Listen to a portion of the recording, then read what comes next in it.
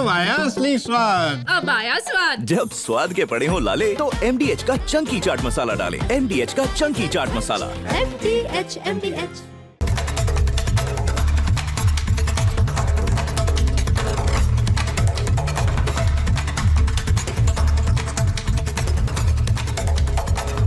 नमस्कार दर्शकों, प्रणाम। मेरा नाम है राम और आज से राम राष्ट्र के नाम, रिपब्लिक के नाम, आज से राम भारत के नाम और रिपब्लिक भारत पर अब मैं शुरू करने जा रहा हूं महाभारत। दर्शकों, अंग्रेजी के एक बहुत बड़े कवि हुए हैं, उनका नाम था शेक्सपियर। उन्होंने कहा कि नाम में क्या रखा है। यह कोट, यह कहावत कहीं भी लागू हो सकती है लेकिन राजनीति में नहीं, क्योंकि इस देश में एक बहुत बड़े नेता हैं, उनको कुछ लोगों ने एक नाम दिया। मैं ना तो उस नेता का नाम आपको बताऊंगा और ना उनका वो कोड नेम। आप समझ जाएंगे कि मैं किसकी बात कर रहा हूं। दर्शकों, आप भी मेरी तरह समझदार हैं। उनको नाम दिया गया, जी हां, और कमाल यह है कि उस नाम के असर से वो आज तक निकल नहीं पाए। वो दिया गया नाम उनकी छवि के साथ चिपक गया है और अब तक चिपका हुआ है। लेकिन आज तो कमाल हो गया है दर्शकों। आज उत्तर प्रदेश के मुख्यमंत्री बिहार आए, जाहिर है चुनाव प्रचार करना था तो किया, लेकिन वो आज अपने साथ ऐसे 3 नाम लेकर आए। उन्होंने कहा कि वो चुनावी बंदरों की बात कर रहे हैं, लेकिन जनता समझ गई कि योगी आदित्यनाथ किसकी बात कर रहे हैं। तो सवाल यह है कि इस नामकरण की पॉलिटिक्स के मायने क्या हैं। बहुत अहम सवाल है और यह पहला सवाल है दर्शकों, जिसका जवाब आज आपको मिलने जा रहा है। ये अप्पू, टप्पू, पप्पू कौन है और क्या आने वाली चुनावी रैलियों में यह मुहावरा बनने वाला है। बात इसकी भी करेंगे, लेकिन बात यहीं खत्म नहीं हो जाती, क्योंकि उत्तर प्रदेश से बिहार के अंदर बयान के तौर पर केवल ये बंदर ही नहीं आए, उत्तर प्रदेश से एक नया टर्म भी आया है, एक ऐसा शब्द जिसको अगर डिकोड करेंगे तो फिर बवाल भी खड़ा हो सकता है। और ये मैं नहीं कर रहा हूं, बीजेपी के एक सांसद है, पूर्व सांसद, जिनका नाम है दिनेश लाल यादव। लोग इनको बुलाते हैं निरहुआ। निरहुआ ने एक नया शब्द इजाद किया है। शब्द बड़ा दिलचस्प लगा मुझे, इसलिए मुझे लगा कि आप तक पहुंचना चाहिए। वो शब्द है यदमुल्ला। मैं उत्तर प्रदेश का रहने वाला हूं, उत्तर प्रदेश समेत हिंदी पट्टी के राज्यों में खूब घूमा हूं, जगह जगह गया हूं, जगह जगह से रिपोर्टिंग की है, लेकिन दर्शकों, मुझे आज तक ना इस नाम का कोई आदमी मिला है और ना ही इस जाति का कोई आदमी। तो ये यदमुल्ला है क्या और खुल्लम खुल्ला यदमुल्ला के मायने क्या हैं, इसको इन्वर्टेड कॉमा में आप समझ लीजिए। दर्शकों, आज इसको भी आपके लिए मैं डिकोड करने वाला हूं। और क्या ये MY वाला समीकरण अब YM बन गया है, जिसके एक छोर पर यादव हैं और दूसरी तरफ मुस्लिम। यह बात बहुत बारीक है, लेकिन आपको समझनी पड़ेगी, क्योंकि 2 नेता हैं जिनमें एक खुद को यादवों का सबसे बड़ा लीडर मानते हैं, सबसे बड़ा नेता, और दूसरे जो हैं वो खुद को मुसलमानों का रहनुमा कहते हैं। लेकिन कमाल यह है दर्शकों कि अब ये दोनों नेता एक दूसरे को न जाने क्या क्या बोल रहे हैं और किस तेवर में बोल रहे हैं, यह भी आपको सुनाऊंगा। एक ने दूसरे को एक्सट्रीमिस्ट कहा और दूसरे ने पहले को पाकिस्तानी जुबान वाला।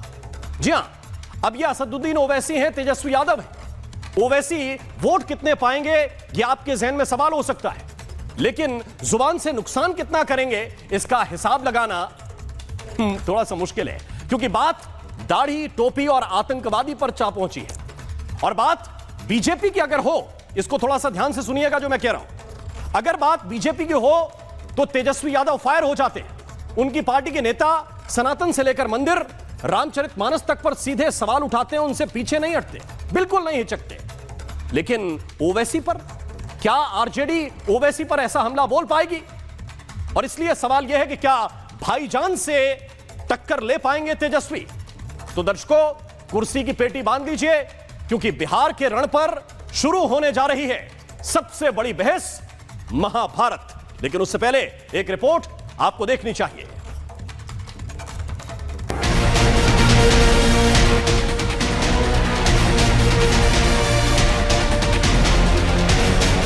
ये जो 3 इंडी गठबंधन के 3 बंदरों की जोड़ी है, पप्पू, टप्पू और अप्पू के नाम पर। पप्पू सच बोल नहीं सकता, टप्पू अच्छा देख नहीं सकता और अप्पू सच सुन नहीं सकता। पूरी बीजेपी गप्पू है और बाकी सब चप्पू हैं। हनुमान जी का अपमान कर रहे हैं, योगी हैं। सोचिए योगी हनुमान जी का अपमान करे, अब इसमें क्या ही बोलें। जनता देख रही है, जनता सुन रही है। पप्पू कोई चीज समझने के लिए तैयार नहीं। अप्पू हैं अखिलेश यादव, वो उत्तर प्रदेश की हकीकत से को स्वीकार करने के लिए तैयार नहीं। और टप्पू मतलब वो अपने आप जिस सपने में खोए हुए हैं, तो उनको भी तो आज जो कहा है तो वो बिल्कुल सही है। हमको एक्सट्रीमिस्ट बोलता है, इसलिए बोलता है कि मेरे चेहरे पे दाढ़ी है, सर पे टोपी है, मैं नमाजी हूँ। अगर ये एक्सट्रीमिस्ट है तो तेजस्वी सुन ले, कान को साफ करके सुन ले। मैं और मेरी औलाद सुबह क़यामत तक रहेगी तो हमेशा हम अल्लाह की इबादत करते थे, करते रहेंगे। और आइए दर्शकों, चर्चा की शुरुआत करते हैं। इस वक्त कुछ खास मेहमान हमें ज्वाइन कर रहे हैं जिनका परिचय मैं आपसे करा दूं। इस वक्त धनंजय गिरी हमारे साथ हैं, प्रवक्ता हैं भारतीय जनता पार्टी के। हमारे साथ इस वक्त प्रोफेसर सुबोध मेहता हैं, प्रवक्ता हैं आरजेडी के। हमारे साथ देव ज्योति हैं, प्रवक्ता हैं वीआईपी के। फराज किदवई हमें ज्वाइन कर रहे हैं, प्रवक्ता हैं समाजवादी पार्टी के। और शादाब चौहान इस वक्त हमारे साथ हैं, लीडर हैं AIMIM के। बहुत बहुत स्वागत आप सभी मेहमानों का रिपब्लिक भारत पर, महाभारत में। और सबसे पहले धनंजय गिरी, में शुरुआत आपसे करना चाहता हूं। थोड़ा सा डिकोड करेंगे या फिर योगी आदित्यनाथ और निरहुआ की भाषा में आप भी कुछ कुछ गोपनीय रखेंगे? क्योंकि बहुत सारी चीजें जगदंबिका पाल ने ओपन कर दी हैं। ये अप्पू, ये पप्पू, ये टप्पू और ये गप्पू, ये कौन कौन है?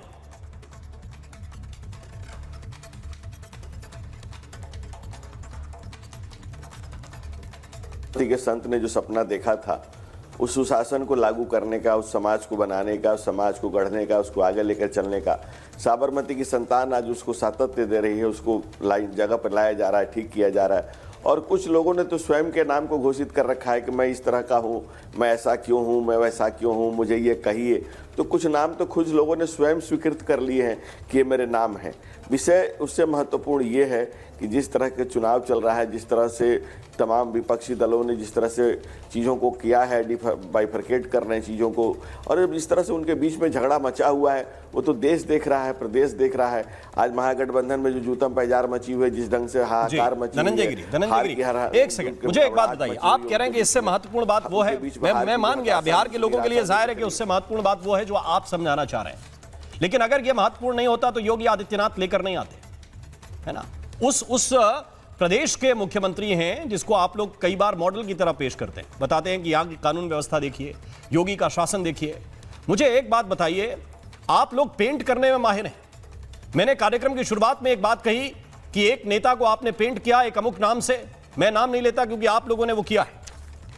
मुझे एक बात बताइए कि क्या बिहार में बिहार के नेता विपक्ष को भी किसी और नाम से पेंट करने की तैयारी है आपकी, और उसका आप खूब माइलेज लेते हैं? इसका मतलब आप ये मानते हैं कि हमारा रंग बहुत गाढ़ा है, हम जिस पर रंग लगा दें वो लग जाता है, और दूसरों का रंग हम पर चढ़ता नहीं है, क्योंकि हम अपने रंग में रंगे हुए हैं। हम अपने रंग में पूरी तरह से रंगे हुए हैं, हम अपने रंग से सराबोर हैं, और इसी भारतीयता के इसी मिट्टी के रंग में हम सबको सराबोर कर रहे हैं। इसके लिए मैं आपका पहले धन्यवाद देता हूं।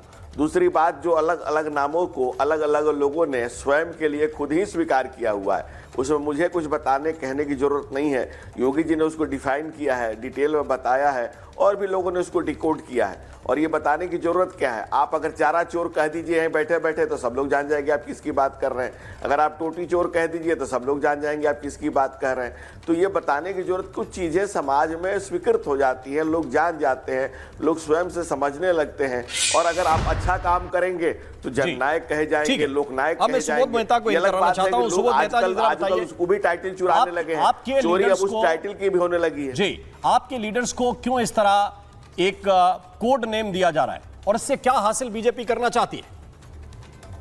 देखिए शर्मा जी, अभी यहाँ धनंजय गिरी वो भी देख लीजिए ना क्या बोल रहे हैं, क्या नाम लोगे तो क्या कहाँ चले जाओगे। पटना रेलवे स्टेशन पे रिक्शे वाले को बोलिए कि पलटू कहाँ जाना है तो सीधे 1 नंबर पहुंचा देगा। गिरी जी, थोड़ा ये सब शब्द थोड़ा ठीक से इस्तेमाल कीजिए, मैं इस्तेमाल नहीं करना चाहता हूँ। हम मुद्दे की बात करिए। जिस तरीके के उत्तर प्रदेश के माननीय मुख्यमंत्री जी ने जिस ढंग से बात कही, और कल प्रधानमंत्री जी ने भी पटना के रोड शो में और बिहार के प्रोग्राम में भोजपुर में ये बात कही कि कट्टा का बात कहा उन्होंने। तो देखिए शर्मा जी, इन लोगों के पास 20 साल के शासन करने के बाद कोई रिपोर्ट कार्ड नहीं है। मैनिफेस्टो इन्होंने दिया, उसमें भी कॉपी किया। मैनिफेस्टो से पहले इनको रिपोर्ट कार्ड की आवश्यकता थी। जब ये बात करते हैं 3C पे बिहार के मुख्यमंत्री, क्राइम, करप्शन और कम्युनलिज्म, तो क्राइम में देखिए आज कॉग्निजेंस ऑफेंस 4.25 लाख है, 70,000 हत्याएं हुई है बिहार में, 35,000 बलात्कार हुआ है, महिला सशक्तिकरण की ये बात करते थे, 25,000 डौरी का मर्डर हुआ है। नहीं देखिए, फिर बिहार की जनता आपसे ये भी पूछती है कि 70,000 अगर आप हत्याएं गिना रहे हैं तो मेरे ख्याल से 20 साल का गिना रहे होंगे, और जब आप 15-16 साल में मेरे ख्याल से अगर मैं मोटा मोटा मान लूं तो ये 70,000 65,000 रहा होगा। तब आपके नेता गए और डिप्टी सीएम बन गए उनके साथ बैठ के, उनको मुख्यमंत्री बना लिया। तब कोई दूसरा मुख्यमंत्री था क्या? जनता ये सवाल पूछती है आप लोगों से कि भाई अपनी सुविधा हो तो मैं उनका डिप्टी बनने के लिए भी तैयार हूं। आप देखिए, ये देखिए कि 2020 का भी 15 का भी डाटा लेते हैं तो 60,000 हत्याएं थी 2020 में। अब जब बात करते हैं कि हमारी क्या कंट्रीब्यूशन रही है, तो बिहार में 1990 में लालू प्रसाद जी मुख्यमंत्री बने जी। उस वक्त जो है 14 प्राइवेट सेना बिहार में थी, और बेल्छी जो हत्याकांड हुआ था उस वक्त से लेके 90 के दशक तक ये जो प्राइवेट सेना थी, चाहे वो भूमिहार का रणधीर सेना हो, राजपूतों का सनलाइट सेना हो, यादवों का लौरिक सेना हो, या फिर कुर्मियों का भूमि सेना हो, लाल सेना हो, इन सभी को 2000 आते आते तक लालू प्रसाद ने डिसमेंटल कर दिया। ये क्रेडिट लालू यादव जी को जाना चाहिए। सामाजिक तो ये क्रेडिट सर जनता से मांगिए, और ये क्रेडिट आपको पिछले 20 साल में अगर जनता ने नहीं दिया तो इसका मतलब वो जानती है कि आपने क्या किया और नीतीश कुमार ने क्या किया। अब इतना तो इधर उधर नहीं कर पाएंगे। शर्मा जी, आपने बहुत ही तार्किक क्वेश्चन पूछा। मैं ये कह रहा हूं कि ये तो नहीं कर पाएंगे इधर उधर। मैं बता रहा हूँ ना, 2005 में हम इलेक्शन हारे, 2005 में बहुत अच्छा ये इलेक्शन जीते, हमारे ऊपर इनकम्बेंसी था। लेकिन देखिए उसके बाद लगातार 3 इलेक्शन में हम नंबर 1 पॉलिटिकल पार्टी बिहार के रहे हैं। वो तो इधर से पलटकर उधर, उधर से पलटकर इधर आते हैं, ये सरकार में चले जाते हैं। नहीं तो सरकार जनमानस तो 2020 में हमें वोट कर दी थी। तो पलटने का मौका किसने दिया? पलटने का मौका कौन देता है? ये बिहार की जनता जानती है ना कि आपको पॉलिटिकल माइलेज लगेगा तो कहिए चाचा जी हैं, और फिर कहिए कि नहीं अब उनका दिमाग खराब हो गया है। दोनों तरह की भाषा जनता इस उपयोग नहीं करेगी, है ना। आप कहिए कि वो किसी काम के नहीं है और सरकार बनाए तो भाई साहब आप आ जाइए, आपकी 40 सीट है तो मैं मुख्यमंत्री बनाऊंगा। ये दोनों चीजें साथ नहीं चलेंगी। शायद इसका नुकसान आप उठा रहे हैं। मुझे कुछ और मेहमानों को इन कराना है, मैं उनकी तरफ चलता हूं, फिर मैं आपके पास वापस लौट कर आता हूं। शादाब चौहान, आप तो बीजेपी से लड़ने के लिए चले थे, पूरे देश में बीजेपी से लड़ रहे हैं। ये क्या ऐसी कहानी हुई कि असदुद्दीन ओवैसी कल से तेजस्वी यादव को हिट किए जा रहे हैं और बिलो द बेल्ट हिट कर रहे हैं? वो कह रहे हैं कि ये एक्सट्रीमिस्ट की स्पेलिंग अगर स्पेल कर दें, लिख दें तो मैं जान जाऊं। ये क्या हुआ? तेजस्वी यादव से इतने खफा क्यों हैं? ये मुसलमान वोट बैंक पूरा आपको चाहिए, इकट्ठा आपको लेके जाना है इसलिए? नहीं राम मोहन जी, ये बिलो द बेल्ट की शुरुआत किसने किया था? अब बताइए कि देश के सर्वलोकप्रिय सांसद और संसद रत्न से सम्मानित ऑपरेशन सिंदूर के समय पर पूरे विश्व में जाकर के भारत की पक्ष रखने वाले व्यक्तित्व को आप चरमपंथी कहेंगे? जो मौजूदा यही भाषा का प्रयोग पाकिस्तान के लोगों ने किया था जब ऑपरेशन सिंदूर के समय भारत का पक्ष रखने गए थे। तो तेजस्वी जी की भाषा और उन पाकिस्तानियों की भाषा सेम है बैरिस्ट ओवैसी के लिए। पहले का बीजेपी की बी टीम है, सीमांचल की जनता ने कहा हमारा भाई है। फिर इन्होंने कहा भारी है, सीमांचल की जनता ने कहा हमारा भाई है। फिर इन्होंने कहा कि ये साथ मिलकर नहीं लड़ने वोट बांटने चाहते हैं, हमने कहा मिलकर लड़ने चाहते हैं, सीमांचल की जनता ने कहा हमारा भाई है। जब इनका कोई भी ड्रामा नहीं चला, फिर ये अपनी असलियत पे आ गए कि ये हमसे नफरत करते हैं। मुसलमानों का पॉलिटिकल रिप्रेजेंटेशन पसंद नहीं, इनको दाढ़ी टोपी वाला पसंद नहीं है, और सीमांचल की जनता इसका जवाब देने जा रही है। ये सीमांचल की जनता का अपमान है, 25 करोड़ मुसलमानों का अपमान है। आप क्या रंग देना चाहते हैं चुनाव को? मुझे थोड़ा सा क्लियर कर दीजिए और दर्शकों को भी थोड़ा क्लियर कर दीजिए। बीजेपी आपको आपके धर्म के आधार पर टारगेट करती है, आपका पुराना आरोप है, कोई नई बात नहीं। अब जो लोग ये कहते हैं कि हम मुसलमानों के साथ हैं, उनके साथ हर चीज में खड़े हुए हैं, उनको भी आप ये रंग देने की कोशिश कर रहे हैं कि वो आपकी दाढ़ी नोच लेना चाहते हैं, आपकी दाढ़ी की वजह से आपको आतंकवादी बोल रहे हैं। तो आप सीधा क्यों नहीं कह देते कि भाई इस देश में मुसलमानों के साथ कोई नहीं खड़ा है, खाली मुसलमान खड़ा है? इसके अलावा कुछ और रंग देना चाहते हैं क्या? राम मोहन जी, हम कोई रंग नहीं देना चाहते हैं भाई। पक्ष आपके साथ नहीं, विपक्ष आपके साथ नहीं, तो क्यों यह भड़काने वाली पॉलिटिक्स नहीं हुई? क्या हुआ? नहीं, राम मोहन जी, किसने भड़काया? मुसलमान हैं, नमाज पढ़ते हैं, चेहरे पे दाढ़ी है, सर पे टोपी है, तो आप उग्रवादी बोल देंगे? जी, हम चुने हुए सांसद हैं बैरिस्टर ओवैसी साहब, और सीमांचल की जनता और देश का 25 करोड़ मुसलमान देख रहा है कि किस प्रकार इनको सेकुलर पार्टीज को मुसलमानों से नफरत है। वोट हमारा चाहिए, वोट हमारा। मैं इसमें फराज किद भाई साहब को इन कराना चाहता हूं। फराज किद भाई, आप क्या रिस्पॉन्ड करना चाहेंगे? क्योंकि मैं आरजेडी से भी इस पे उत्तर ले सकता हूं, लेकिन किद भाई साहब, मेरा बहुत स्पेसिफिक सवाल आपसे है, क्योंकि जो पॉलिटिक्स का स्टाइल तेजस्वी यादव का है वही कमोबेश अखिलेश यादव का है, और यही आरोप कुछ आप लोग भी लगाते रहे। क्या ये दाढ़ी टोपी देखकर असदुद्दीन ओवैसी को एक्सट्रीमिस्ट बोल दिया तेजस्वी यादव ने?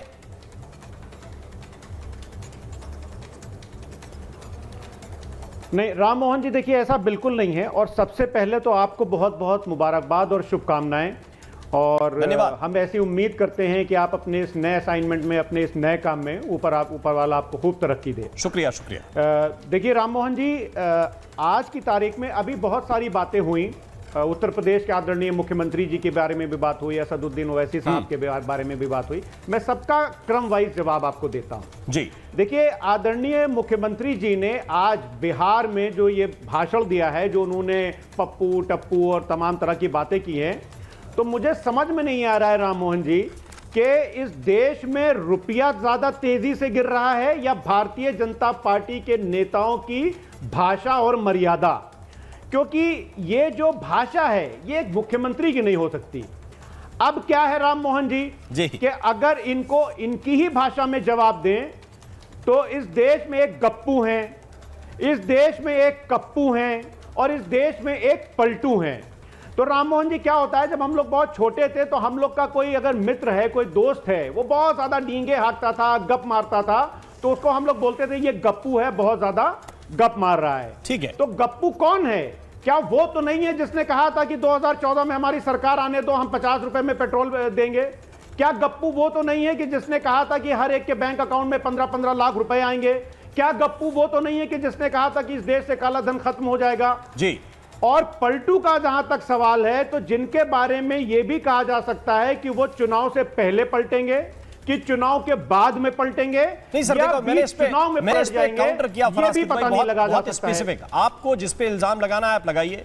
मैंने काउंटर किया कि पलटते किसकी तरफ है, पलटते किसकी तरफ है। ये अगर इसका आंसर आप ढूंढेंगे तो आपको खुद की गिरेबान में झांकना पड़ेगा कि भाई पलट के आते हैं तो आप मुख्यमंत्री बना देते हैं, पलट के जाते हैं तो बीजेपी मुख्यमंत्री बना देती है। तो ये अगर आप ही लोग करेंगे फिर कहेंगे वो पलट जाते हैं। हम भाई आप अगर किसी को दिन भर ऑफर दिए रहेंगे कि मेरी तरफ आ जाइए, मैं आपको मुख्यमंत्री बनाता हूं, तो वो अपने काम निकलवाते रहे, और अगर वो अपने काम निकलवाते रहे, आप ही उनके काम करवाते रहे, फिर आप अगले चुनाव में आके उन पर आरोप लगा रहे हैं। तो राम मोहन जी, आपको बहुत बहुत धन्यवाद कि कम से कम आज आपने बिहार प्रदेश के मुख्यमंत्री को कह दिया कि वो अपने काम निकलवाते रहे। इसमें कहने की क्या बात है? ये देखिए, मैं फराज किद भाई बहुत स्पेसिफिक कहता हूं और बहुत स्पष्ट कहता हूं। इसमें देखिए, आज की बात नहीं है ये। आप बिहार में किसी के पास भी जाएंगे और वो उससे पूछेंगे तो इस बात से वो डिनाई नहीं कर सकता है कि नीतीश कुमार यहां गए या वहां गए। लेकिन क्यों गए, कारण क्या है?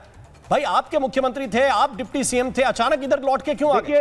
आपके साथ इंडिया अलायंस में वो व्यक्ति चलने के लिए तैयार था, मोदी के खिलाफ उसने इंडिया अलायंस का झंडा थाम लिया, फिर वो वापस लौट के क्यों आ गया? वो डरने वालों में से हैं क्या? अगर डरते तो फिर आपके साथ जाते क्यों? इसका जवाब नहीं राम मोहन जी, सुनिए, देखिए क्या है कि हम तो नीतीश कुमार जी को इस देश का प्रधानमंत्री बनाना चाहते थे। हम इस देश का प्रधानमंत्री देखना चाहते थे नीतीश कुमार जी को। नहीं, आप जो देखना चाहते थे वो ठीक है, लेकिन इंडिया अलायंस के चेयरमैन का नाम तो सर दे नहीं सके। ये मत बताइए कि प्रधानमंत्री ये कर सकते थे और प्रधानमंत्री देखना चाहते थे। इंडिया अलायंस का आप उनको नाम नहीं दे सके कि नीतीश कुमार संयोजक हैं। संयोजक, अध्यक्ष छोड़ दीजिए। समस्या इस बात को लेकर होती है। मुझे स्पेसिफिक, अगर आप सदाब चौहान ने जो सवाल पूछे थे उसका जवाब देना चाहते हैं तो दीजिए, वरना मैं आगे जाऊंगा। क्यों असदुद्दीन ओवैसी की दाढ़ी टोपी देखकर आप लोग उनको एक्सट्रीमिस्ट बोलते हैं? किसने दाढ़ी टोपी देख करके उनको एक्सट्रीमिस्ट बोला? तो क्या देख के बोला? सिंपल एक बात बोलते हैं। तो क्या देख के बोला मुझे बताइए। हम अरे सर सुनिए तो राम मोहन जी, आप मुझे बोलने नहीं देंगे तो मैं कैसे बोलूंगा फिर? देखिए, जिन वजूहात की से हम भारतीय जनता पार्टी से दूरी बना करके रखते हैं, उन्हीं वजूहात की वजह से हम असदुद्दीन ओवैसी साहब से दूरी बना करके रखते हैं, क्योंकि धर्म के नाम पर इस देश में जो राजनीति करेगा उससे हम दूरी बना करके रखेंगे। नहीं, अगर सोशल जस्टिस की बात नहीं, ये तो देखिए, ये वो कोरी गप हो गई जिस कोरी गप को कोई नहीं मानेगा, है ना। मुख्तार अंसारी से रिश्ते रख सकते हैं, नहीं, इस देश अतीक अहमद से रिश्ते रखे जा सकते हैं, इस देश की नहीं, अतीक अहमद से रिश्ते रखे जा सकते हैं। धर्म के नाम पर राजनीति करने वाले आजम खान आपके बहुत बड़े लीडर रहे, उनसे बात की जा सकती है, और असदुद्दीन ओवैसी एक्सट्रीमिस्ट हो गए। आजम खान साहब ने इस देश में और इस प्रदेश में शिक्षा के नाम पर राजनीति की है जी। उन्होंने इस प्रदेश में एक शानदार यूनिवर्सिटी दी है, और आजम खान साहब ने नेताजी के साथ मिलकर के समाजवादी पार्टी का गठन किया, जो पिछड़ों, दलितों और अल्पसंख्यकों की लड़ाई आज से नहीं, सन 80 के दशक से कर रही है। हम एक बात सिंपल ये बोलना चाहते हैं कि हम तो तेलंगाना चुनाव लड़ने नहीं जाते हैं वोट काटने के लिए, बीजेपी की मदद करने के लिए। ठीक है, अब धनंजय गिरी आपको जवाब देना चाहते हैं, धनंजय गिरी को मैं मौका देना चाहता हूं साहब से। ठीक है, आप वोट काटने नहीं जाने चाहते हैं, वो यहां वोट काटने आना चाहते हैं, वो अपने विधायक यहां पे जिताना चाहते हैं, उनके विधायक जीत जाते हैं, उन विधायकों को खरीद लिया जाता है, तो भाई व्यक्ति तो करेगा ना। कहीं पे आपकी भी 2-4 सीटें आती थी किसी जमाने में, कहीं पे मध्य प्रदेश में आप भी 2-4 सीटों पे चुनाव लड़ने के लिए जाते हैं फराज किदवई। ये बहुत स्पेसिफिक है कि क्या वहां पे आप संगठन का विस्तार ना करें। मैं किसी असदुद्दीन ओवैसी का प्रवक्ता बनकर बात नहीं कर रहा हूं, लेकिन कोई भी छोटी पॉलिटिकल पार्टी विस्तार ऐसे ही करती है। इसका राम मोहन जी इसका जवाब हमसे ले लिया, क्योंकि फिर स्पेसिफिक सवाल आपने किया। आप ये बताइए, क्या हम हरियाणा में चुनाव लड़ने गए? क्या हम दिल्ली में चुनाव लड़ने गए? क्या हम छत्तीसगढ़ में चुनाव लड़ने गए? हमारा सिंपल एक एजेंडा है हमारे राष्ट्रीय अध्यक्ष आदरणीय अखिलेश यादव जी का, कि हम भारतीय जनता पार्टी को हराने के लिए कटिबद्ध हैं। उसके लिए अगर हम कुछ अब धनंजय गिरी आपको रिस्पॉन्ड करना चाहते हैं। धनंजय गिरी। राम मोहन जी, अभी कुछ दलितों की बात हो रही है जी। उत्तर प्रदेश के एक दलित मुख्यमंत्री, पहली दलित मुख्यमंत्री, बहन मायावती के साथ जो गेस्ट हाउस कांड करने वाले लोग हैं, वो लोग भी दलितों के हिस्सेदार बन जाते हैं चैनल पे आकर के। और जब बहन मायावती ने FIR लिखवाया तो बाई भर्टिम लिखवाया कि सपा के गुंडों ने मुझ पर हमला कराया गेस्ट हाउस कांड में, और मेरी अस्मत और जान का खतरा था सपा के गुंडों से। और उसके बाद बहन मायावती ने चुनाव में नारा दिया कि चढ़ गुंडन की छाती पर, लगाओ मोहर हाथी पर। यह बहन मायावती का नारा था। इसके अलावा जब SC/ST का रिजर्वेशन पॉलिसी में क्या अपग्रेडेशन का बिल आया, तो सपा ने न सिर्फ उसको पार्लियामेंट में फाड़ा, बल्कि उत्तर प्रदेश में डिमोट किया गया, SC/ST को डिमोट किया गया, तो अपने पद से नीचे लाया गया। ये इनका SC/ST से प्रेम है। और सामाजिक न्याय के नाम पर जो पारिवारिक आय जमा की गई है, of the family, for the family और बाय द फैमिली, PDA का इनका मतलब है पारिवारिक डेवलपमेंट अथॉरिटी। और जो कह रहे हैं कि इसके बाहर कभी चुनाव लड़ा, हैसियत ही नहीं, तो लड़ेंगे कहां से? अरे जिसकी जितनी हैसियत हो उतना लड़ लेता है, और आपकी हैसियत है नहीं। उत्तर प्रदेश के बाद उत्तर प्रदेश, आप 28 राज्य और 8 केंद्र शासित प्रदेश में, एक प्रदेश में द्वितीय दर्जे के दूसरे नंबर के दल है। ठीक है, तो क्लियर है आपकी क्षमता है। क्यों है? क्योंकि आपको परिवार के लिए मैं पहले देवज्योति जी को इन कराना चाहता हूं, और मेरे साथ इस वक्त श्वेता प्रिया है, प्रवक्ता है JDU की। श्वेता जी, आपका बहुत बहुत स्वागत है, उनके पास भी मैं चलूंगा। शदाब भाई, मैं आपके पास तुरंत आ रहा हूं। फराज किदवई भी रिस्पॉन्ड करना चाहते हैं, लेकिन देवज्योति साहब, ये राजनीति किस तरह की इस वक्त आप देख रहे हैं? इसके पीछे पिक्चर क्या है? क्या ये यादवों YM जो समीकरण है आपका, या MY जो समीकरण है, उसमें दरार डालने की कोशिश है?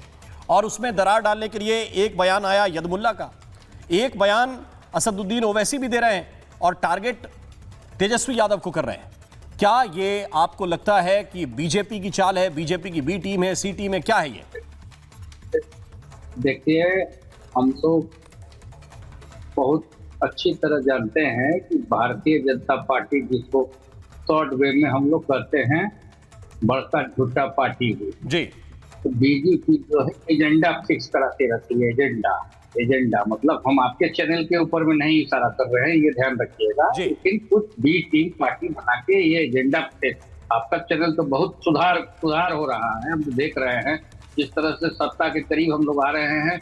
खैर सबको कुछ न कुछ रहता है, कंफ्यूजन उसमें कोई बात नहीं है। देवज्योति जी देखिए, आपने अगर ये कहा कि नहीं क्या सुधार हो रहा है और क्या बिगड़ा हुआ था, नहीं मैं बहुत स्पेसिफिक, देखिए मैं बहुत सीधी बात करता हूं।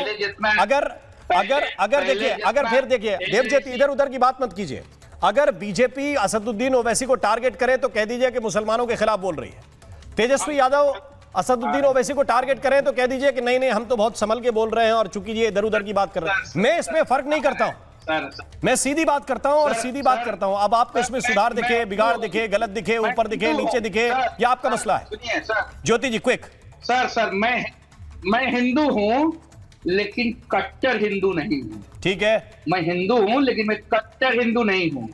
लेकिन कुछ लोग जो है आके हिंदू मुसलमान के बीच में एक दीवार खड़ा करना चाहता है, तो उसमें हम लोग वो मंशा को भारतीय जनता पार्टी का हम लोग नहीं होने देंगे। आप परोक्ष रूप से ये कह रहे हैं कि ओवैसी मुसलमान नहीं है, कट्टर मुसलमान है, और आपको इस बात से तकलीफ है। नहीं बता रहे हैं, बाबा भीमराव अंबेडकर साहब का ना पाठशाला से हम लोग पढ़े हुए हैं। तो क्या कहा बाबा साहब ने, बताइए। अंबेडकर साहब क्या कहते थे? बाबा साहब कहते हिंदू मुस्लिम सिख ईसाई आपस में है भाई। ठीक है, तो क्यों कहते हैं एक नेता को आप एक्सट्रीमिस्ट? कौन से किताब में कहा था? शादाब चौहान को इन कराइए। शादाब चौहान सेकंड दीजिए। राममोहन शर्मा जी कौन सी किताब में वापस सामने लिखा है? Dhananjay ji allow me to respond please. Faraz भाई ने कहा कि हमारा वैचारिक मतभेद है इसलिए उनको एक्सट्रीमिस्ट कहा गया, तो क्या इसका मतलब है उग्रवादी? तो क्या मैं अखिलेश यादव जी से अगर सहमत नहीं हूं उनको उग्रवादी बोल सकता हूं? क्या मैं आपको उग्रवादी बोल सकता हूं मेरे भाई? अगर आपसे मैं सहमत नहीं, मैं आपसे सहमत नहीं, तो हम एक दूसरे को क्या उग्रवादी बोल सकते हैं? शब्दों का चुनाव बताता है कि उनकी नफरत जो है हर उस व्यक्ति से है जो सीमांचल की बात करेगा, जो संविधान की रक्षा की बात करेगा, जो मुसलमानों के अधिकार की बात करेगा। 18% मुसलमानों को वोट डालने का रोबोट बनाते हैं। अभी वीआईपी के प्रवक्ता साहब बड़े सेकुलरिज्म के चैंपियन बन रहे हैं, 16 सीट में से कितना सीट दिया मुसलमानों को? हम वोट डालने वाले गुलाम है। 3% का बेटा डिप्टी सीएम बनेगा और मुसलमान आपकी दरिया और कुर्सियां बिछाएगा। ये नहीं चलने वाला सर। पॉलिटिकल रिप्रेजेंटेशन हम मांग रहे हैं, हम आपके गुलाम नहीं है। और सीमांचल का बेटा मुख्यमंत्री बनने जा रहा है। हम तय करेंगे, एमआईएम तय करेगी कौन मुख्यमंत्री बनेगा इंशाल्लाह। को ठीक कीजिए साहब, क्यों बेइज्जत करते हैं? एक मुसलमान नहीं मिला आपको, आप भी मुसलमानों से नफरत करते हैं। आप में बीजेपी में कोई फर्क नहीं है, आप में बीजेपी में कोई फर्क नहीं है। एक सिक्के के दो पहलू हैं आप दोनों।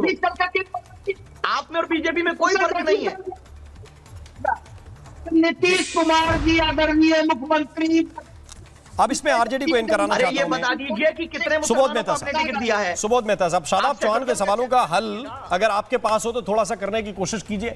वो कह रहे हैं कि आप लोग एक सिक्के के दो पहलू हैं। एक मिनट ज्योति जी, मैं सीधा सवाल आरजेडी पे ले जाता हूं। उनके नेता ने ये बात कही, उसका काउंटर कर रहे हैं एआईएमआईएम से। मैं कोशिश करूंगा उनके पास, सुबोध मेहता जी के पास जाने का। थोड़ा सा इन कराना चाहता हूं श्वेता प्रिया को। श्वेता प्रिया जी, क्या स्थिति इस वक्त बन रही है बिहार में? क्योंकि एक तरफ तो ये वाईएम समीकरण आपस में टकराता हुआ नजर आ रहा है और दूसरी तरफ बयानबाजी शुरू हो गई है। कोई यदमुल्ला जैसे टर्म लेकर आ रहा है, मुझे नहीं पता इसका मतलब क्या होता है। मैं चाहता था कि कोई इसे डिकोड कर दे तो बेहतर रहेगा। लेकिन दूसरी तरफ मुझे यह भी बताइए कि ये अप्पू, पप्पू, डप्पू, कोई पलटू, गप्पू ये बोल रहा है, इस तरह की राजनीति बिहार में क्यों शुरू हो गई? और ये कोई सामान्य व्यक्ति कहे तो ठीक है, मुख्यमंत्री ने ये बात शुरू की, वो भी उत्तर प्रदेश के। देखिए राम मोहन जी, हम सबसे पहले यहाँ पे जो भी बातें हो रही हैं हिंदू मुसलमान और ये बांटने की जो राजनीति होती है, मुझे ऐसा लगता है राजनीति अगर होना है तो विकास का राजनीति होना चाहिए। और यहाँ पे हम एज अ जेडीयू प्रवक्ता बैठे हुए हैं तो हम सबको एक एग्जाम्पल देना चाहते हैं अपने माननीय मुख्यमंत्री नीतीश जी का।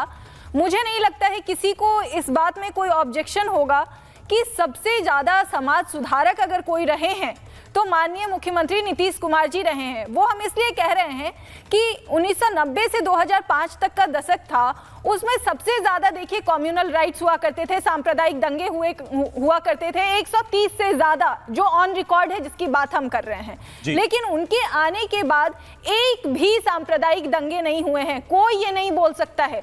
तो अगर करना है किसी को तो विकास की राजनीति करें। और जिस सेक्युलरिज्म की बात हम करते हैं उसमें देखिए शब्दों का इतना लोकतंत्र है और हम लोग हिंदी भाषी हैं, तो इसमें इतने सुंदर सुंदर वर्ड्स हैं। अगर आप विपक्ष में हैं, आपको काउंटर भी करना है, तो आप एक तहजीब वाले वर्ड्स को यूज कर सकते हैं। तो हम इन पक्षों में नहीं है, हम नीतीश जी के नेतृत्व वाली सरकार का समर्थन करते हैं, हम उनके विचारधारा पे चलते हैं जिसमें सबके विकास की बात कही गई है। आप बताइए। फिर यही बात अभी कर रहे थे जो विपक्ष के प्रवक्ता है कि नीतीश कुमार कह रहे हैं कि ठीक है, सबका साथ सबका विकास, ये प्रधानमंत्री मोदी का भी संवाद है, लेकिन उन्हें तो अपना विकास ज्यादा दिखता है। नहीं, विकास जब तेजस्वी यादव के साथ दिखता है तो वो कहते हैं कि नहीं भाई, मैं अगर मुख्यमंत्री रहूं तो तेजस्वी के साथ रहूं तो भी चलेगा, और बीजेपी के साथ विजय सिन्हा के साथ बैठूं और सम्राट चौधरी के साथ बैठूं तो भी चलेगा।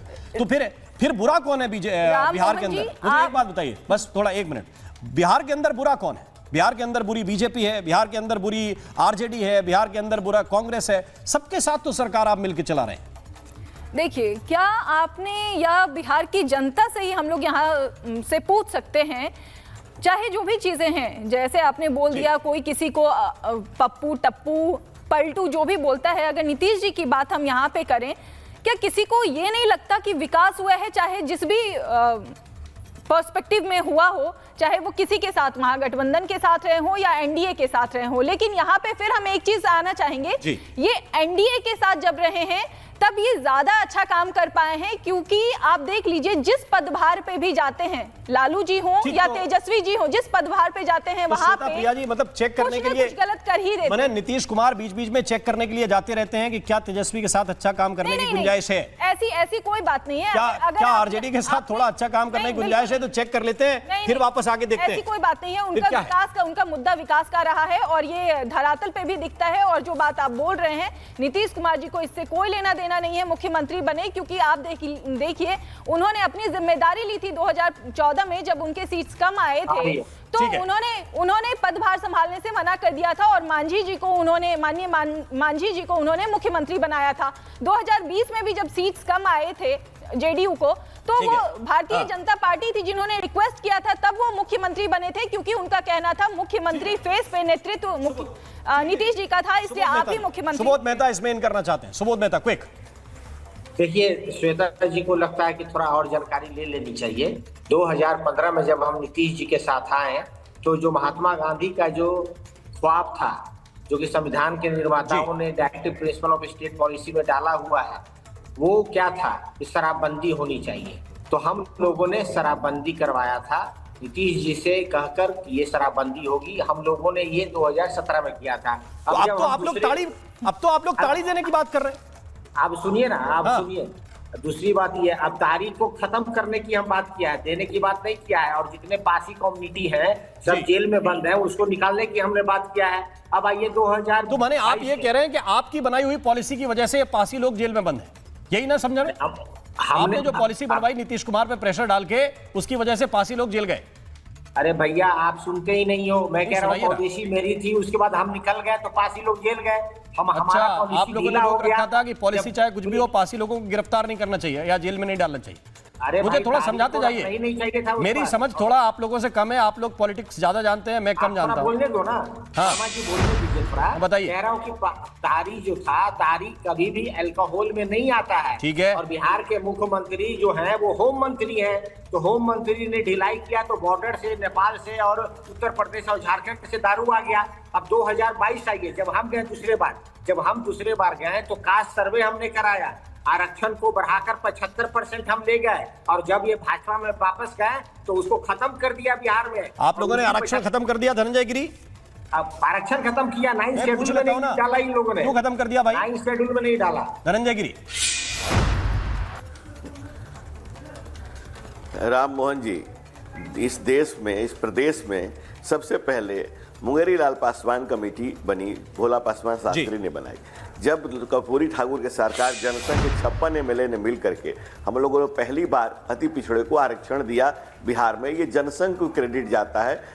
हमारे कैलाशपति मिश्रा जी वित्त मंत्री होते थे, उसी कर्पूरी ठाकुर को जिसको हम लोग भारत रत्न देते हैं उसको लालू यादव कपटी ठाकुर कहते थे। शंकर सेन ठाकुर ने अपनी किताब में लिखा है पिछड़ों को किस तरह से हिकारत की नजर से देखते थे, और जिस तरह से आप अभी एमवाई की बात कर रहे थे उसमें मुसलमानों को किस तरह से उनकी पालकी ढुवाने का काम कर रहे हैं, ये लक्ष्य सबको ही देख रहा है। और मुस्लिम समाज भी अब इस मुल्क के माटी से जुड़ करके अपने मुस्तकबिल को मोदी और नीतीश कुमार के साथ लेकर के चलना चाहता है। वो डर के आगे जीत है, डर के आगे विकास के रास्ते पर नीतीश कुमार जी ने जो अकलियतों के लिए काम एनडीए सरकार ने किया उसके साथ जुड़ना चाहता है, तो इनकी बौखलाहट है। ये बताइए धनंजय गिरी, आप डर के आगे जीत बता देते हैं, वोट के लिए उनको एक टिकट पकड़ाते नहीं है, और आप बताते हैं डर के आगे जीत हमारे पास आई है, हम आपको बिना टिकट के कलंदर बनाएंगे। बिना टिकट के विधायक कोई बनता है क्या बिहार में? नहीं, राम मोहन शर्मा जी, बिहार में हम लोग 243 सीट लड़ रहे हैं और उसमें 5 मुस्लिम लोगों को हम लोगों ने टिकट दिया है, सम्मान दिया है, और जहां हमारे पास एक भी नहीं जीत के आते हैं फिर भी हम बुला करके एमएलसी बनाकर मंत्री बना देते हैं जी। और हेलो, नहीं तो आपने दिया है वो टिकट या जेडीयू के कोटे वाला गिन रहे हैं? समाज के हर समाज एक ही बात है, हम लोगों में अंतर कहाँ है? जेडीयू का हो चाहे हमारा हो, हम पंचाधिकम सतम, हम 5 नहीं 105 है, पांचों दल एक मजबूत मुट्ठी की तरह काम कर रहे हैं। कोई हमारे यहाँ फ्रेंडली फाइट थोड़े हो रहा है जैसे वहां हो रहा है कि फ्रेंडली फाइट है। अरे फ्रेंड में फाइट कैसा और फाइट है तो फ्रेंड कैसा? वहां देख ही रहे आप, कांग्रेस पार्टी चाहती है कि आरजेडी की लुटिया डूब जाए और आरजेडी चाहती है कि फराज किदवई और शदाब चौहान के पास जाना है। दोनों एक दूसरे को डुबाने के चक्कर में। सर आपका आ गया सुबोध जी। देखिए शर्मा जी, कल ही प्रधानमंत्री ने रोड शो किया, उनके किसी रोड शो में माननीय मुख्यमंत्री पटना में रहते हुए वो रोड शो में उनके साथ भागीदारी नहीं निभाया। पटना सिटी में गुरु गोविंद सिंह जी के पास गए, वहां पर मुख्यमंत्री जी नहीं दिखाएंगे। भोजपुर में जो प्रोग्राम था आरा में, वहां मुख्यमंत्री नहीं दिए। फैक्चुअल बात बोलिए भाई, आप पहले ये जान लीजिए कि माननीय, आप गलत बात बोल रहे हैं ना, आपको फैक्चुअल जानकारी नहीं है, आपको फैक्ट, आपका फैक्ट चेक कर देता हूँ, फैक्ट करेक्ट कर देता हूँ। सबसे बड़ी बात है कि कल जब नीतीश कुमार जी नीतीश कुमार जी थे कहाँ आप जानते हैं? नीतीश कुमार जी तारापुर में थे। नीतीश कुमार जी जिस समय यहाँ पर प्रधानमंत्री जी अपना रैली कर रहे थे, नीतीश कुमार जी तारापुर में सभा कर रहे थे। तारापुर में किसके लिए कर रहे थे? डिप्टी सीएम के लिए कर रहे थे। अरे भैया कैंपेन में रोड शो में कहाँ दिखे प्रधानमंत्री? राम मोहन जी, राम मोहन जी कहाँ माना? ये महाराष्ट्र का मॉडल नहीं चलेगा बिहार। आपका इसके पीछे पॉइंट क्या है सुबोध मेहता जी? मुझे थोड़ा ये समझाइए, क्लियर कीजिए। दोनों साथ में अगर दिख जाएंगे तो आपको लग जाएगा कि एनडीए जीत गया? तो मेरे ख्याल है धनंजय गिरी इसकी भी एक रैली बना लेंगे, फिर बना लेंगे वो साला पता है इनको एनडीए जीत गया। देखिए शर्मा जी, पता है कि एनडीए जीत गया। ठीक है, शदाब चौहान को इन कराना चाहता हूँ मैं, समझ गया। आप ये कहना चाह रहे हैं दोनों साथ साथ नहीं दिख रहे हैं, मतलब नीतीश कुमार को दाएं बाएं कर रहे हैं। मेरा सवाल यह है कि नीतीश कुमार और मुख्यमंत्री प्रधानमंत्री नरेंद्र मोदी साथ में अगर दिख जाएंगे, मुख्यमंत्री और प्रधानमंत्री, तो आप मान लेंगे कि सब कुछ ओके? इससे पहले भी बहुत सारी रैलियां हुई शर्मा जी। देखिए 20 साल से माननीय मुख्यमंत्री नीतीश कुमार है बिहार के। और शर्मा जी मैं बस एक मिनट का रिपोर्टर ये बता नहीं रहे हैं। 2015 में धनंजय जल्दी 10 में बताया, 5 में बताया, 10 से 20 सेकंड में धनंजय जी कंप्लीट कीजिए, फिर शादाब भाई इंतजार कर रहे हैं। इस बार क्या हो गया? ठीक ठीक ठीक धनंजय जी। राम मोहन जी, सबसे बड़ी बात है कि जब प्रधानमंत्री जी पटना में अपना रोड शो कर रहे थे, हमारा अलायंस कितना मजबूत है, कितनी अंडरस्टैंडिंग, इसको इसे समझिए।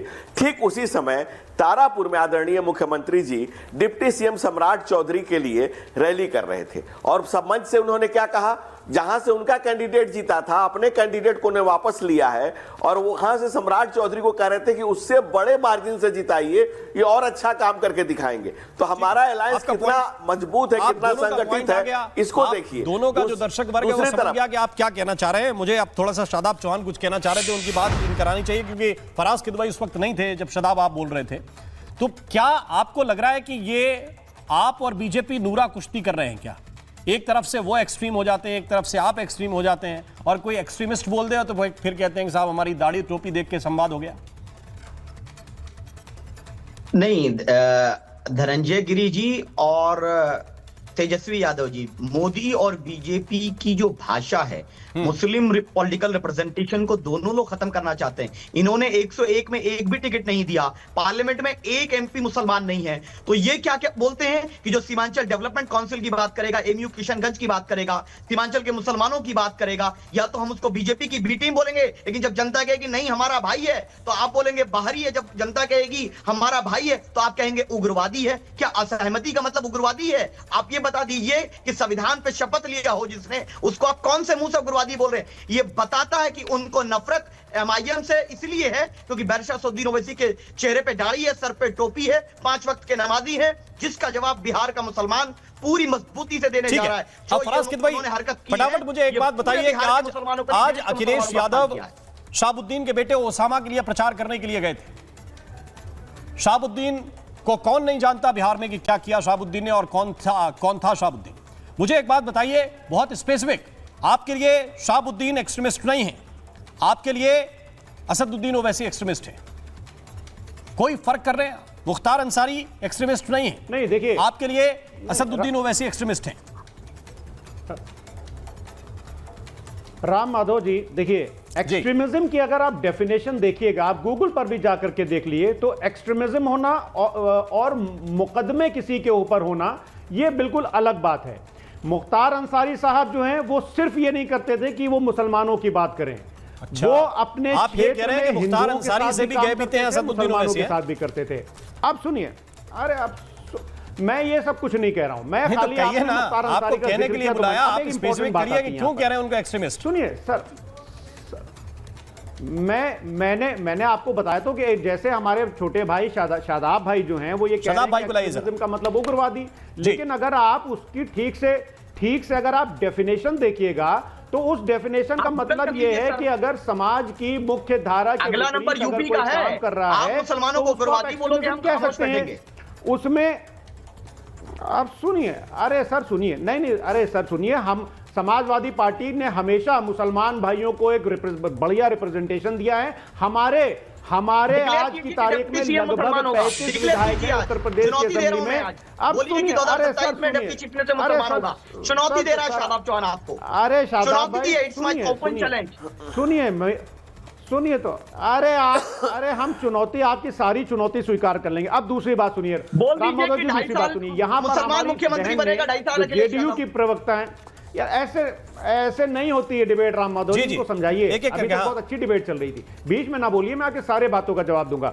देखिए राम माधव जी, अभी हमारी जेडीयू की प्रवक्ता बहन ने बड़ी अच्छी बात कही, मुझे थोड़ा कहा कि हम पहुंचाइए कि मैं ऐसा लगने लगे कि मैं कोई संघ का व्यक्ति हूं, मैं राम माधव हूं, ऐसे थोड़ा सा रोकिए, थोड़ा सा, अभी मैं सांसद वांसद नहीं बना, टाइम लगेगा सर, सॉरी हाँ राम मोहन जी सॉरी हमारी शुभकामनाएं।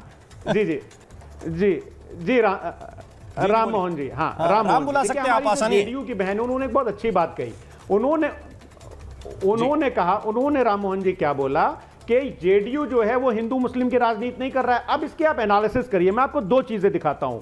चिराग पासवान जी जो कि एक दलित नेता हैं, उन्होंने कहा था कि I feel sorry to be backing Nitish government, NDA government, यानी कि इनके दलित सहयोगी ये बोल रहे हैं कि मुझे शर्म आती है कि बिहार में मैं एनडीए की सरकार का समर्थन कर रहा हूं। और इनकी एक जेडीयू की प्रवक्ता बोल रही हैं कि हम हिंदू मुस्लिम पॉलिटिक्स नहीं करते हैं, यानी कि भारतीय जनता पार्टी के दोनों घटक उनकी विचारधारा से, उनकी कार्यशैली से बिल्कुल सहमत नहीं है। ये सिर्फ एक अपॉर्चुनिस्टिक गठबंधन है, हमारे पास समय बहुत कम बचा है, जल्दी थोड़ा सा। राजीव, आपने पहला जो स्टेटमेंट दिया चिराग पासवान जी का, वो आपने था की बात की है, पास्ट की बात की है, प्रेजेंट की भी बात कर लीजिए। वर्तमान में उन्होंने नीतीश जी का समर्थन नहीं किया है और उन्होंने ये भी बोला है कि एनडीए एक ऐसा महागठबंधन है जिसमें हमारी बात को सुना जाता है। हम लोग लोकतांत्रिक गठबंधन में हैं और हमारी बातों को सुना जाता है। हम लोग सर्वसहमति से, 5 घटक दल सारी चीजों को सर्वसम्मति से करते हैं। उसका सबसे बड़ा और सबसे पास का एग्जाम्पल हम उदाहरण देते हैं, आप लोगों को सीट शेयरिंग करने में इतना टाइम लग गया और फिर भी आपका फ्रेंडली फाइट खत्म नहीं हुआ, हमारे बीच में वो सारी चीजें हो गई।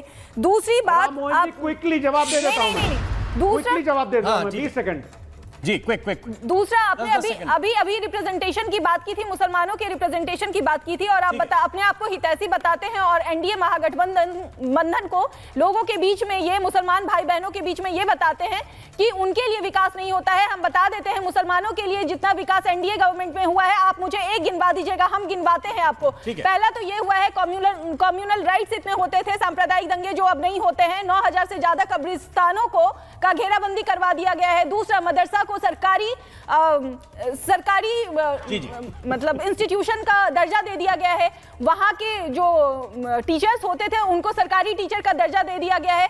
महिला मुसलमानों के लिए जो विडो होती हैं, जिनको छोड़ दिया जाता है, जिनकी स्थिति कितनी बुरी हो जाती है, उनको पेंशन के तौर पे 10,000 से 25,000 रुपए दिए जाते हैं। और इसके अलावा जितना भी विकास हुआ है उसमें आपके पॉइंट आ गए। अलग से क्या ऐसी चीजें हैं जो दूसरे के लिए हुआ हो और मुसलमानों के लिए ना हुआ हो। 20 सेकंड। हाँ, फराज किद भाई जी। राम मोहन जी, देखिए अभी हमारी बहन ने चिराग पासवान जी के स्टेटमेंट में बोला था कि ये 3 महीने पुराना है। हाँ, बिल्कुल 3 महीने पुराना है। तब मोदी जी ने बोला कि ऐसे बोलो क्योंकि उनको जेडीयू को कमजोर करना था। तो 3 महीने में मोदी जी ने जेडीयू को कमजोर कर दिया। 1 नंबर की पार्टी ऑलरेडी अरे हाँ, बैठे थे हम। सुनिए आप मैडम, सुनिए, आपके बीच में नहीं बोला। तो अब मोदी जी कह रहे हैं कि अब ऐसा ना बोलो, इलेक्शन आ रहे हैं क्योंकि जेडीयू को, अरे मैडम सुनिए, देखिए अच्छी डिबेट करिए आप, मतलब तो अब मोदी जी कह रहे हैं कि देखो चिराग अब ये सब मत बोलो क्योंकि वहां पर इलेक्शन हो रहे हैं। जेडीयू को 1 नंबर से 4 नंबर पर ऑलरेडी पहुंच चुकी है। ठीक है, बस 15 सेकंड। मैं आप सभी मेहमानों का धन्यवाद करना चाहता हूं। कब्रिस्तान की बाउंड्री मैं आज होता है। आप सभी मेहमानों का महाभारत में धन्यवाद करना चाहता हूं, ये कहते हुए कि केवल कल्पनाशीलता से ये तय नहीं होता कि कौन किसकी तरफ चला गया, कौन कितनी अच्छी कहानी बनाता है। इससे यह भी तय नहीं हो जाता कि जो आप सपना देख रहे हैं वो सच होगा कि नहीं होगा। आपकी सच्चाई जनता परखती है और परखने के आधार पर ही वो वोट करती है। मुझे लगता है कि बिहार में पिछले कई वर्षों से जनता का ही जो नैरेटिव है वो चल रहा है, किसी नेता का नैरेटिव नहीं चल रहा। वो जब चाहते हैं कि इधर वोट देने हैं तो इधर देते हैं, जब चाहते हैं उधर वोट देने हैं तो उधर देते हैं। इसी के साथ महाभारत में आप सभी दर्शकों का शामिल होने के लिए बहुत बहुत शुक्रिया। नमस्कार। MDH की हल्दी मिर्ची धनिया करे कमाल, ये रंग दे, ये खुशबू दे, ये तीखा, ये कम पड़े, क्या निराला MDH मसाला।